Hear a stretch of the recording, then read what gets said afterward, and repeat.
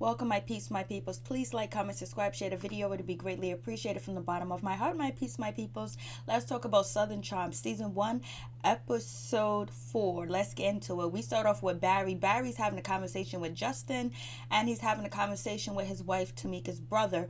And basically, they're talking about what happened with K-Way, Treyway, whatever his name is, K-Way. I thought he was the dude from I Love Money or I Love New York. I thought he was G Money, but he's not G Money. But I guess he's a Instagram star and he's a YouTube sensation, and he makes a lot of money in the media world. So anyways, Barry is talking about the incident that went down, like how he was defending Tamika, how, he was protecting his wife. The dude's talking about he's gonna sue him and all this other stuff. So Barry called him the F-bomb, and basically Barry's going through it because he used the F-bomb, but Barry is saying that he didn't use the F-bomb in a way to describe his sexual orientation, but to get him to fight, because that's what they used to do back in the day. If you call somebody out about their manhood, or you call them the F-bomb or the P word, it was just like, okay, we ready to fight, because you know what, that's what we do, because we men. So that's what Barry's coming from, and everybody at the table is like, Barry, you messed up. So we know Andy is going to be coming after Barry if they have a reunion for this show. So anyways, Barry's just like, he feels bad, he feels like he messed up, and it's just a really bad thing for Barry at this time and point. Tamika feels like, she messed up too as well.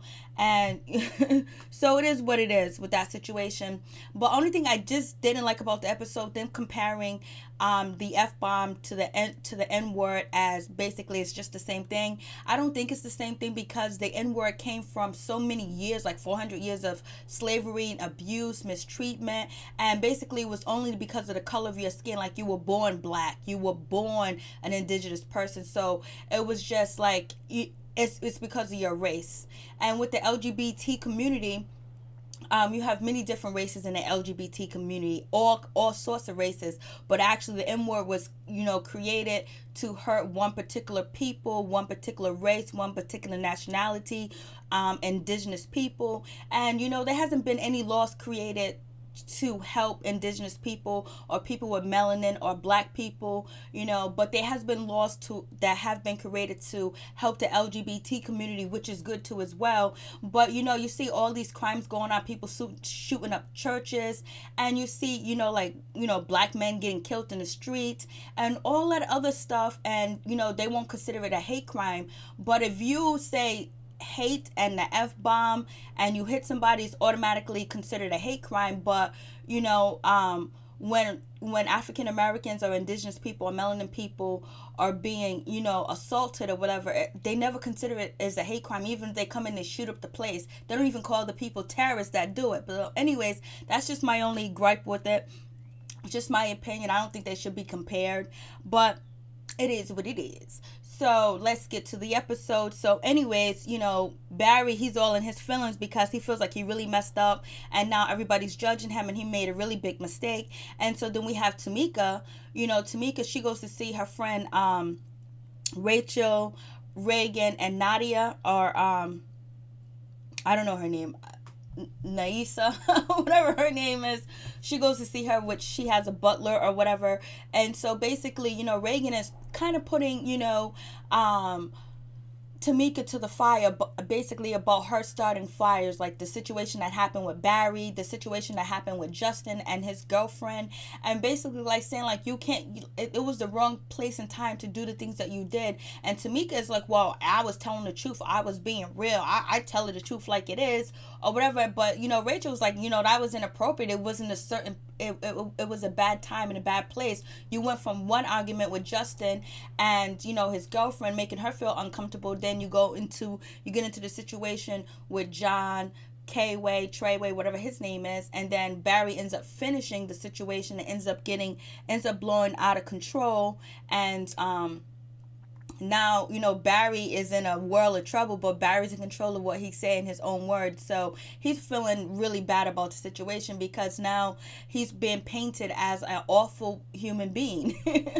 And so it is what it is. And so Tamika, she's not trying to own up. She was like, she's not saying that she's sorry at this dinner table. She's not saying anything, but basically she just gets up and she walks away because she can dish it out, but she can't take it.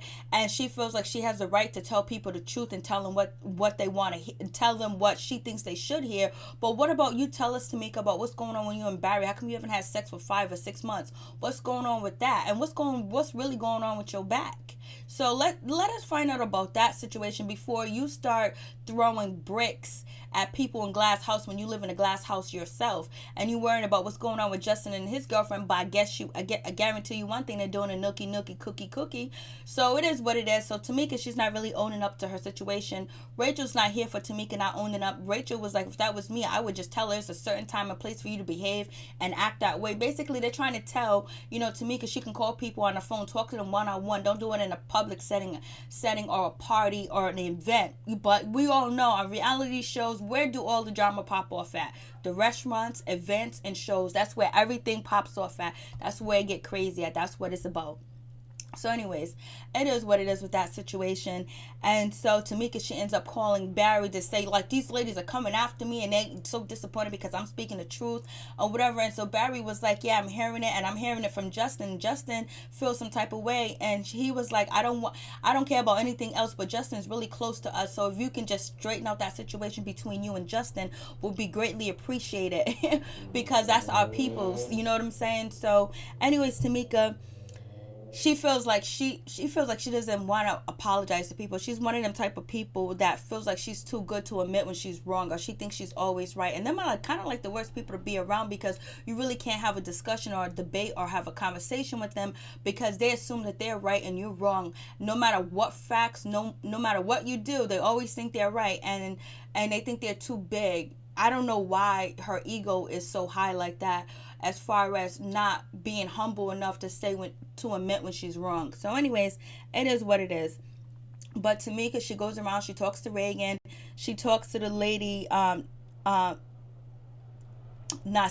or whatever her name is. She goes back to her house and, she apologized to her. She's apologized to Reagan.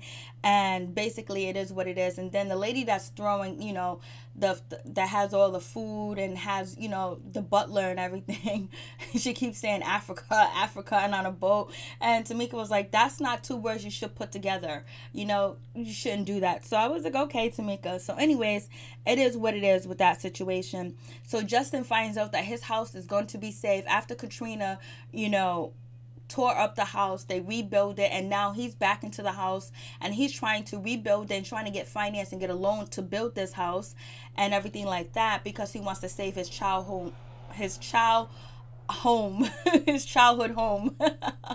He wants to save it. So it's cool and everything. So now he finds out that the home can be saved and he can possibly get a loan for it, and it could be repaired. So it's all good. So that's a good situation. So Barry, works good with him, but he's thinking that he's having some issues with his girlfriend Kelsey, I think her name is, because about the marrying situation. Is he going to marry her? Is he going to put some babies in her? What's going on? Because she's not going to be playing house for a long time.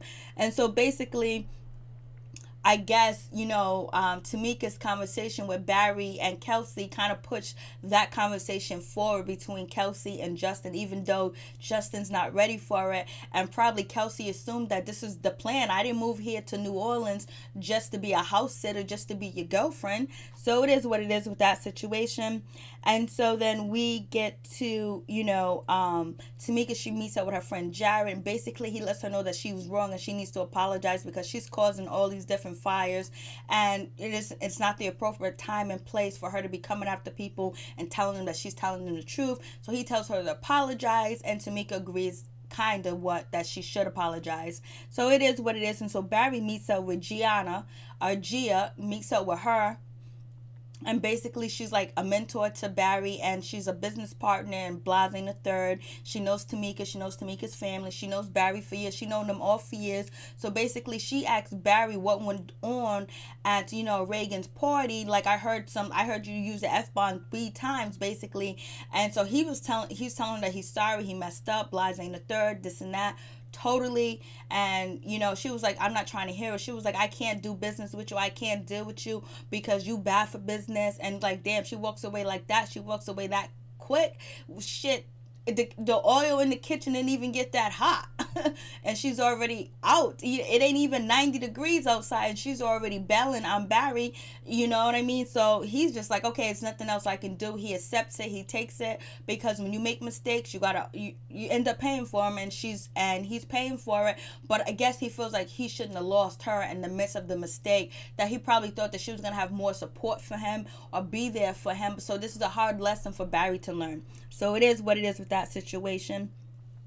So anyways, they all get on the boat. They all going on this boat to see these alligators, Blasing the Third.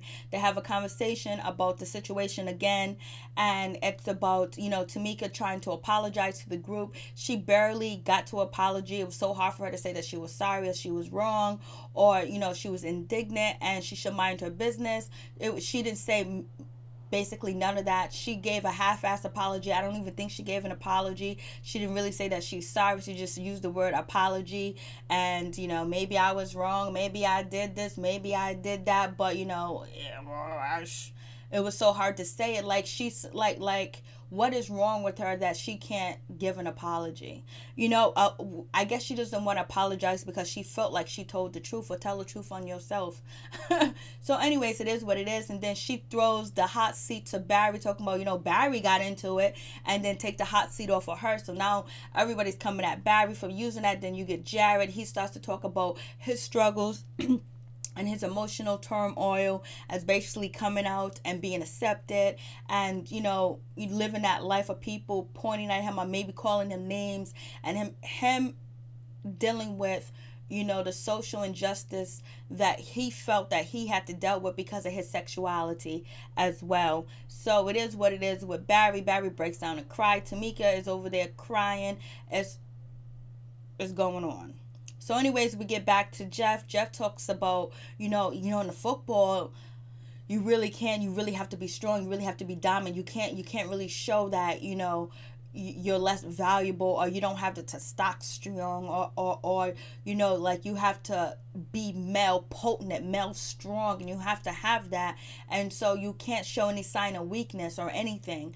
And so basically, so you have to be all man, you know what I mean? That's how it is in the locker room. And they asked Barry, why is that? Like, I mean, they asked Jeff, like, why is that? Like, Jeff can answer that question. Like, Jeff knows. Jeff could barely think if you listen to Reagan.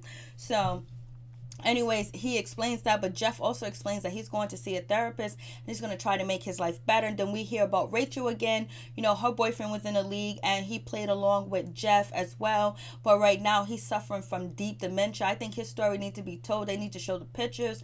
So the NFL need to do something about it. And Rachel calls the NFL not for long, basically not for long, because you getting hit up, you get hit, you get these CTEs and it can't be discovered until you're dead. You get these concussions, so you're released, probably don't get the money that you deserve as well. And now you're dealing with these concussions, you're dealing with lack of memory loss, all types of stuff. So I'm glad that are shedding a light on that situation, because it's something that always needs to be talked about, because that's what a lot of people want to play football. We watch football, people want their kids to be on football teams. You know, it's the summertime now almost here, so there's going to be so many football leagues, but it keeps kids out of trouble, but it also can cause brain damage. Like, damn, this is serious. And Jeff doesn't want his kids, if he had a son, to play football at all, point blank, period. So it is what it is with that situation. And also, you know, Rachel pulls Reagan to a side and let her know, like, you can't live down there in the French Quarters and leave, you know, Barry, because that's a quick way, and leave Jeff, that's a quick way to go to divorce. That's a quick way for your marriage to end. He needs your support, he needs your help. Reagan was like, you know, Reagan is like, Jeff is still coherent, he's still helping me with my business, he's still full functional adult, he ain't there yet, so, you know, he'll be all right. I'm like, Reagan, you are too much. So anyways, basically Reagan wants her, she wants her privacy. She wants to be in the French Quarter. She wants to be away from Jeff. And so anyways, Jeff seems like he's a really good guy. You know, that you start off the scene with him working on her jewelry line, doing some like handcraft shit. I was like, okay, it is what it is. So you get Tamika is talking about Gia showing up with John and saying that she's like a disease. Like, I had her in high school. Barry split it open a couple of years ago. Now John's on it. So basically she ain't feeling Gia. So it is what it is. So anyways, we'll see what happens next episode. Peace. I'm out. One love.